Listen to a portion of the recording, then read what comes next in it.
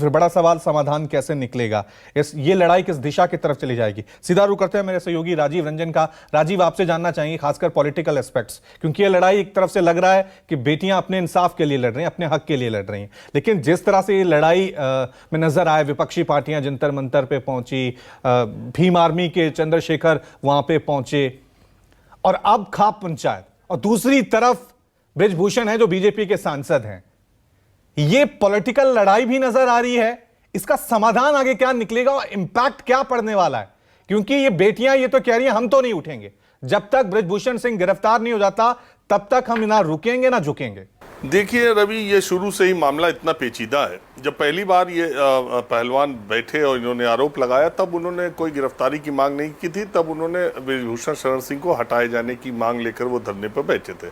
सरकार ने, आपको पता है, सबको पता है कि कमेटी बनाई। मैरी कॉम जो इतनी प्रसिद्ध और इतनी क्या रिस्पेक्टेड खिलाड़ी हैं, उनके नेतृत्व में ये एक कमेटी बनी, जांच हुई। उसकी हालांकि रिपोर्ट सार्वजनिक नहीं की गई, लेकिन उसकी जांच से ये संतुष्ट पहलवान नहीं हुए। तमाम खिलाड़ी, आप देखें देश में कितने बड़े बड़े खिलाड़ी हैं, कितने मुट्ठी भर खिलाड़ी इन पहलवानों के समर्थन में आए। ज़्यादातर को या तो अपने करियर की चिंता है, या ज़्यादा ये भी हो सकता है कि पता नहीं इन आरोपों से वो मुतमईन हैं कि नहीं है। तो अगर आप पहलवानों के हिसाब से ही देखेंगे तो देश के दूसरे हिस्सों के पहलवान इन पहलवानों के समर्थन में कहीं आते नहीं दिखे। चलो मान लो जिन पहलवानों को खेलना है, जिनका करियर दांव पर है, वो नहीं सामने आ रहे हैं, लेकिन जो रिटायर हो चुके हैं, जिनको खेलना नहीं है, जो अब एक्टिव नहीं है, वो भी पहलवान या वो भी खिलाड़ी बहुत बड़ी संख्या में इन पहलवानों के साथ खड़े नजर नहीं आए। दूसरी बात, ये पहलवान और ये साक्षी मलिक, विनेश फोगाट कोई छोटी मोटी हस्ती नहीं है। ये अंतर्राष्ट्रीय स्तर पर देश का मान ऊंचा करने वाली लड़कियां हैं, और कोई भी दुनिया की कोई भी महिला लड़की इस स्टेज पर, इस स्तर पर पहुंचने के बाद शारीरिक शोषण का आरोप किसी व्यक्ति पर लगाए, ये कोई मामूली बात नहीं है, ये बहुत बड़ी बात है।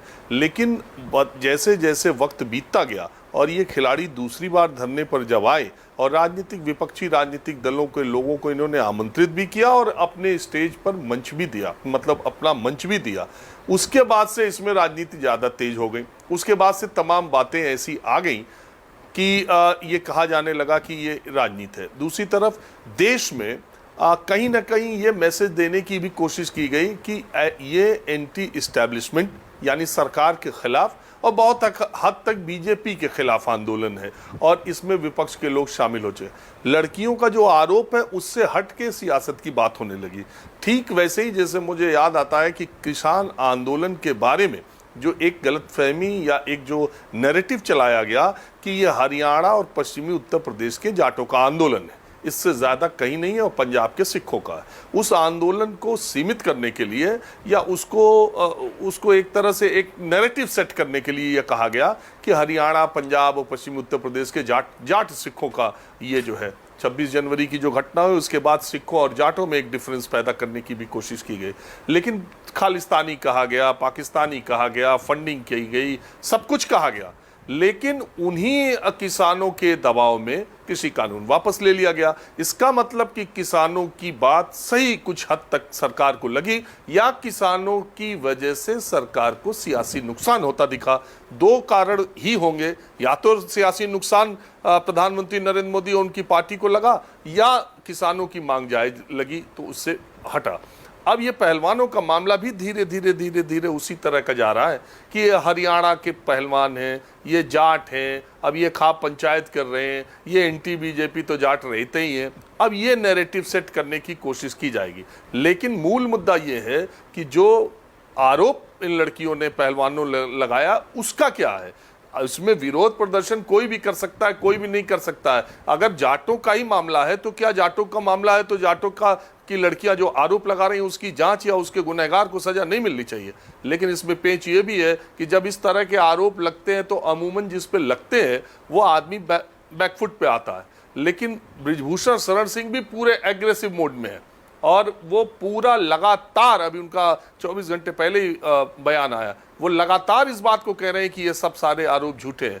और आपको पता है कि ये पहलवान जंतर मंतर पर बैठे रहे, इनकी एफआईआर दिल्ली पुलिस ने दर्ज नहीं की, तो आप गिरफ्तारी की दिल्ली पुलिस से उम्मीद क्या कर सकते हैं जब एफआईआर ही नहीं दर्ज कर रही थी। ये तो सुप्रीम कोर्ट ने जब डायरेक्शन दिया तब जाकर के दिल्ली पुलिस ने एफआईआर दर्ज की।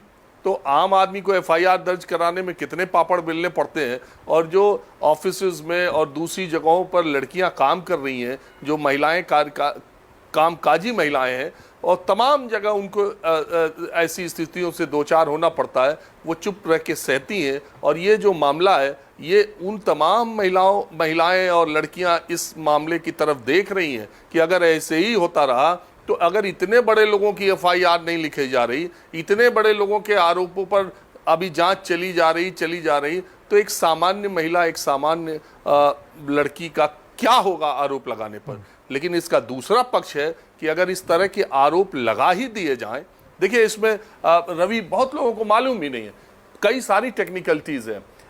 एक तो भारतीय कुश्ती महासंघ का चुनाव इसी साल होना था, दूसरी बात है बृजभूषण शरण सिंह अब वो चुनाव नहीं लड़ सकते थे, 3 टेन्योर हो गया था उनका। अब ये माना जा रहा था कि वो अपने बेटे को लड़ा देंगे या अपने किसी को लड़ा देंगे। तो ये बहुत सारी इसकी टाइमिंग्स पर भी सवाल है। ऐसा नहीं है कि मैं केवल एक पक्ष की बात कर रहा हूँ। बृजभूषण शरण सिंह ये कहते हैं कि जो उन्होंने कुश्ती के नियमों में बदलाव किया, उससे हरियाणा के पहलवानों को दिक्कत हो गई, उससे जो उन्होंने 2 सेंटर बना दिए, एक सेंटर सोनीपत, दूसरा सेंटर लखनऊ, ये वो अपने तर्क देते रहते हैं। अभी मैंने 3-4 दिन पहले ही इन खिलाड़ियों से बात की, साक्षी मलिक ने एक बहुत इंपॉर्टेंट बात कही। उसने कहा कि अगर हम गलत कर रहे हैं तो नार्को टेस्ट बृजभूषण शरण सिंह का भी करा लिया जाए और हमारा भी करा लिया, दूध का दूध पानी का पानी हो जाएगा। लेकिन साक्षी मलिक अदालत तो है नहीं, पुलिस तो है नहीं। तो ये मामला जो आज खाप पंचायतें इकट्ठा हो रही हैं, इस आंदोलन को और धार देने के लिए, ये मुझे लगता है कि ये पहले रणनीति बनी थी। आज 23 तारीख को 1 महीने पूरे होंगे। मुझे लगता है कि 23 तारीख को इन पहलवानों के 1 महीने पूरे होने पर ये खाप पंचायतें किसी बड़े आंदोलन या दिल्ली कूच का ऐलान कर सकती हैं।